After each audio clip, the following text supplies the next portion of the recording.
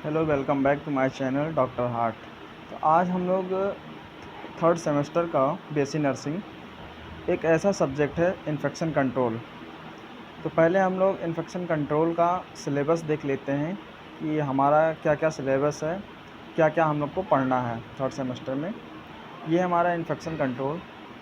तो सिलेबस में हमारे टोटल जो है 11 यूनिट हैं। ठीक, तो पहला हमारा यूनिट जो है HAI है, मतलब हॉस्पिटल एक्वायर्ड इन्फेक्शन।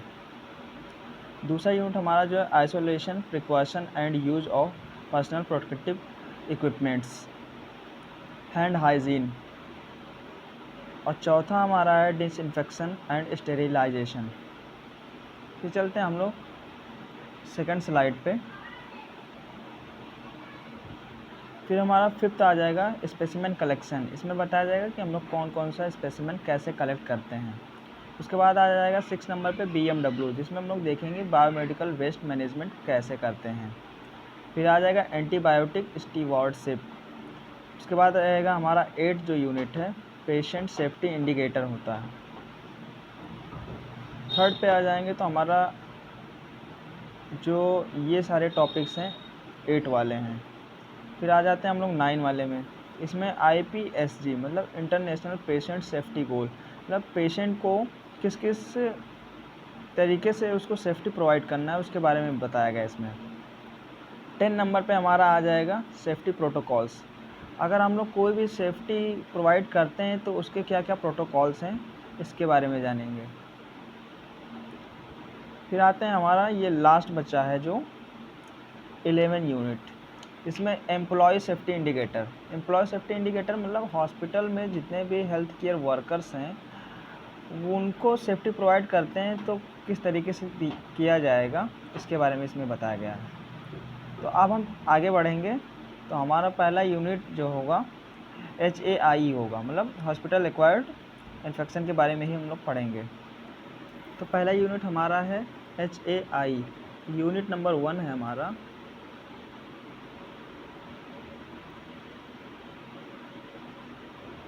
HAI। इसका फुल फॉर्म क्या है? इसका फुल फॉर्म है हॉस्पिटल एक्वायर्ड इन्फेक्शन। तो पहले तो मैं आपको ऐसे ही मैं बताऊंगा, उसके बाद हर एक पेज को पढ़ाने के बाद मैं नोट्स भी प्रोवाइड करूंगा जो अगले स्लाइड पे होगा। तो पहले आप इस चीज़ को समझिए, उसके बाद जब मैं नोट्स के थ्रू बताऊंगा तो आपको ज़्यादा ही समझ में आएगा।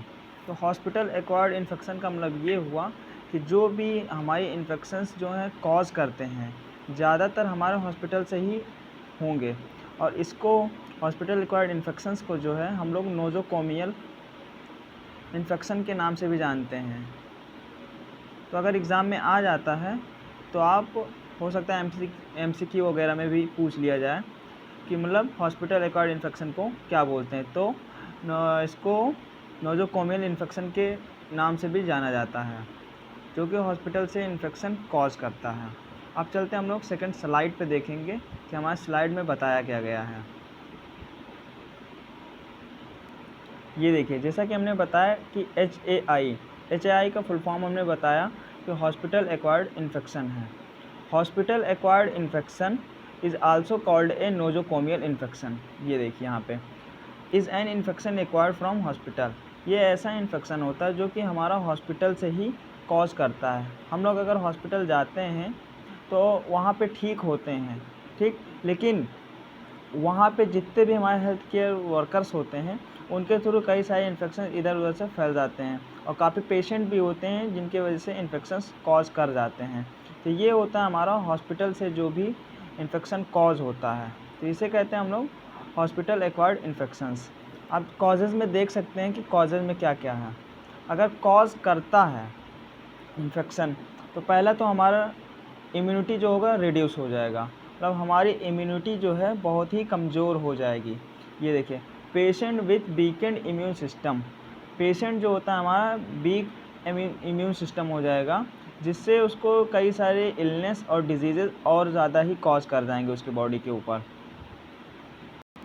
और इसमें हम लोग को सबसे ज़्यादा ध्यान देने वाली ये बात है कि जितने भी वल्नरेबल, ये वर्ड देखिए वल्नरेबिलिटी, इसका मतलब ये होता है जो हाई रिस्क वाले जितने भी इन्फेक्शन कॉज करने वाले पेशेंट्स हैं उनको हमेशा हम लोग हाईलाइट करके चलेंगे। हाईलाइट मतलब उनको सेपरेट करके चलेंगे ताकि जो हमारे ठीक ठाक पेशेंट हैं वो किसी भी इन्फेक्शन से कॉज ना हो, ना ही वो किसी भी डिजीज़ के कंडीशन में आ पाएँ।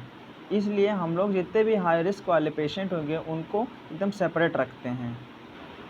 सेकंड हमारा कॉज आता है एनवायरमेंटल कंटामिनेशन। एनवायरमेंटल कंटामिनेशन से ही पता चलता है कि हमारी सराउंडिंग एरिया में, हमारे आसपास जितने भी एनवायरनमेंट होंगे उस एरिया में भी कई सारे पैथोजेंस जो होंगे कॉज करते हैं। जैसे कि अगर हम लोग हॉस्पिटल में जाते हैं तो हॉस्पिटल का जो बेड हुआ ये बहुत ही ज़्यादा इन्फेक्टेड होते हैं। यूटेंसिल्स हुए, वहाँ पे जितने भी ज़्यादा इंस्ट्रूमेंट्स हो गए, इक्विपमेंट्स, और वहाँ पे एयर डस्ट वगैरह अगर भी हैं तो उसके वजह से भी बहुत ज़्यादा कॉज करने का रिस्क बढ़ जाता है। उसके बाद हम लोग देखते हैं कि demonstrate the important maintaining strict hygiene and sterilisation protocols.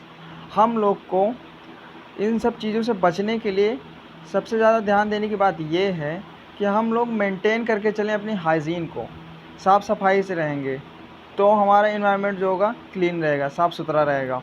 Sterilisation protocols मतलब जो भी स्टेरिलाइजेशन करने के मतलब इक्विपमेंट्स को जो भी क्लीन करने का प्रोटोकॉल है उसी तरीके से उस इंस्ट्रूमेंट को क्लीन करने के बाद ही किसी भी चीज़ को परफॉर्म करना है।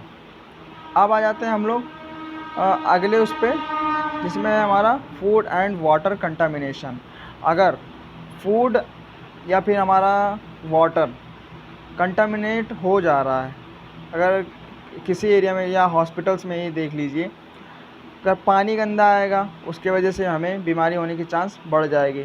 अगर हम लोग कोई ऐसा खा रहे हैं जो कि साफ़ सुथरा नहीं है तो उससे भी हमारा फूड एंड वाटर कंटामिनेशन बढ़ने का चांस हो जाता है।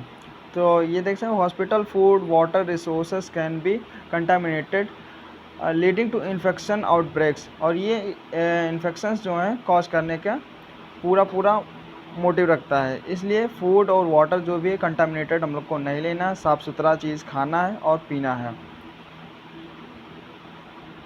अब पहले तो आप इसका स्क्रीनशॉट लेना चाहें तो स्क्रीनशॉट ले लीजिए, या अगर आप लिख रहे हैं तो लिख लीजिए। अब हमारा चौथा जो है फोर्थ वाला देख सकते हैं, इसमें हमारा है एंटीबायोटिक रेजिस्टेंस। एंटीबायोटिक रेजिस्टेंस का मतलब ये होता है कि अगर हम लोग किसी भी चीज़ के लिए बार बार एंटीबायोटिक ड्रग्स को लेते हैं तो वो हमारे बॉडी में क्या करेगा, वो रेजिस्ट करता है। रेजिस्ट का मतलब ये कह सकते हैं कि जैसे कि बार बार हमने दवाइयाँ खाई, खाते गए तो क्या हो जाएगा, वो हमारे बॉडी में जब रजिस्ट हो जाएगा तो उन सारी प्रॉब्लम्स को वो मारने में थोड़ा स्लो कर देगा काम अपना। जैसे बाई चांस आप पैरासीटामॉल ले रहे हैं बार बार, किसी को दर्द हो रहा है तब भी पैरासीटामॉल खा रहे हैं, किसी को सर दर्द हो रहा है पैरासीटामॉल खा लिए, ऐसा हम लोग के घरों में होता रहता है। तो क्या है कि अगर ज़्यादा एंटीबायोटिक हम लोग ले लेते हैं तो जो बैक्टीरिया को या फिर पैथोजेंस को मारने की क्षमता होती है उस मेडिसिन की कम हो जाती है।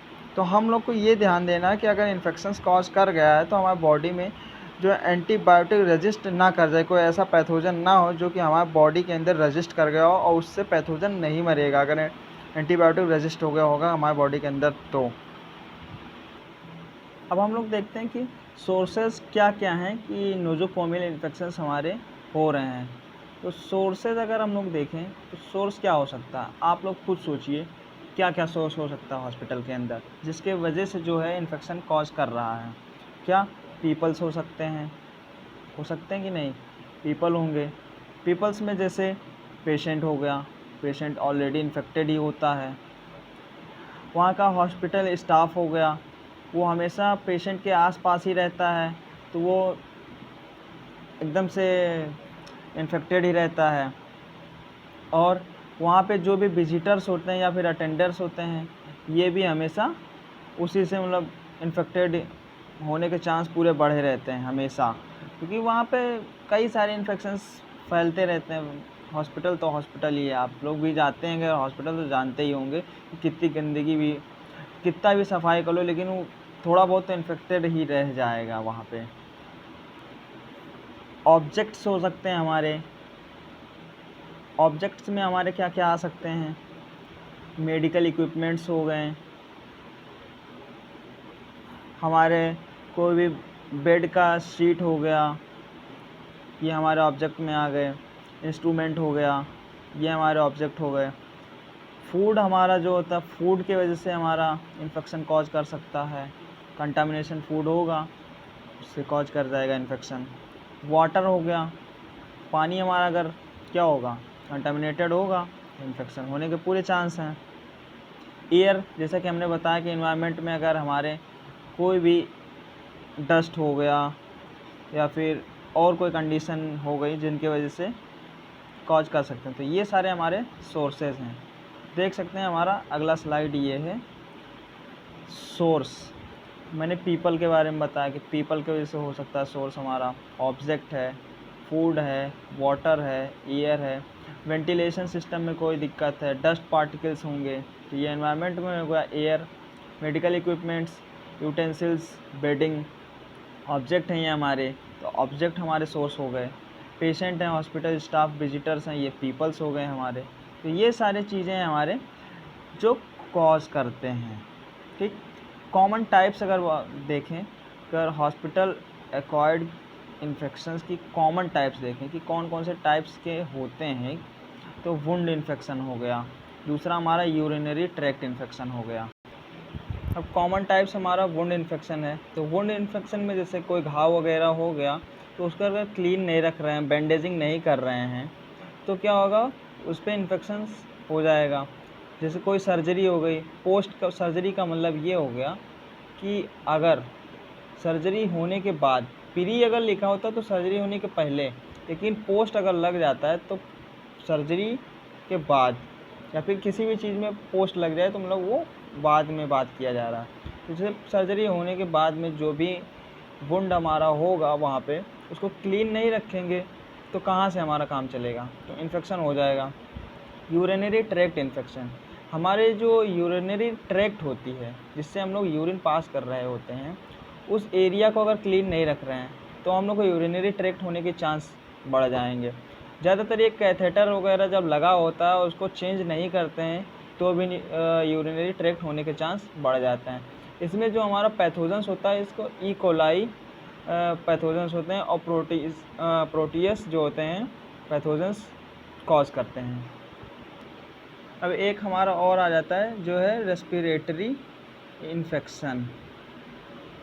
रेस्पिरेटरी इन्फेक्शन, जैसा कि आपको नाम से पता चल रहा है कि हमारे रेस्पिरेशन, जब हम लोग सांस वगैरह लेते हैं तो उन सब चीज़ों में अगर रेस्पिरेटरी सिस्टम में अगर कोई इन्फेक्शन कॉज कर जाए, अब हम सोच रहे होंगे कि इसमें कैसे कॉज करेगा, क्यों नहीं, बिल्कुल कर सकता है। देखिए, जैसे पेशेंट मान लीजिए वेंटिलेशन पे है, अगर प्रॉपर वेंटिलेशन दिए हुए हैं और वहाँ पे अगर कोई भी केयर प्रोवाइड नहीं किया जा रहा है, कोई भी क्लीननेस नहीं है, साफ़ सफाई नहीं किया गया है, तो रेस्पिरेटरी सिस्टम में जो होगा इन्फेक्शन कॉज करेगा। तो ये होता है रेस्पिरेशन इन्फेक्शन। एक आ जाता है हमारा बैक्टीरियमिया। बैक्टीरियमिया, जैसे अब पहले तो वर्ड हमारा अलग करने की कोशिश कीजिए। जैसे लिखा है बैक्टीरियमिया, तो बैक्टी से होता हमारा बैक्टीरिया, और मिया का मतलब होता है हमारा ब्लड। एक ब्लड, तो जहाँ भी हमारा मिया वर्ड अगर आ जाता है तो समझ लीजिए कि ब्लड का बात किया जा रहा है। मतलब ब्लड के अंदर बैक्टीरिया ने कॉज किया है, तो हम इसे कहेंगे बैक्टीरियमिया। एक पॉइंट ऐसे ही हमारा आता है सेप्टिसीमिया। सेप्टिसीमिया, तो जैसे कि इसमें भी मिया वर्ड आ गया, जैसे सेप्टी का मतलब होता है इन्फेक्शन, ठीक, इन्फेक्शन, और मिया का मतलब हो गया ब्लड। मतलब ब्लड में अंदर इन्फेक्शन होना कहलाएगा सेप्टिसीमिया। तो ये हो गया हमारी यूनिट 1 का पहला टॉपिक। और अगले टॉपिक में हम लोग देखेंगे सिलेबस के अकॉर्डिंग ही जो टॉपिक हमारा होगा बंडल अप्रोच, उसके बारे में हम लोग देखेंगे। तब तक कि आप लोग इसको रिवाइज कीजिएगा और पढ़िएगा बैठ के।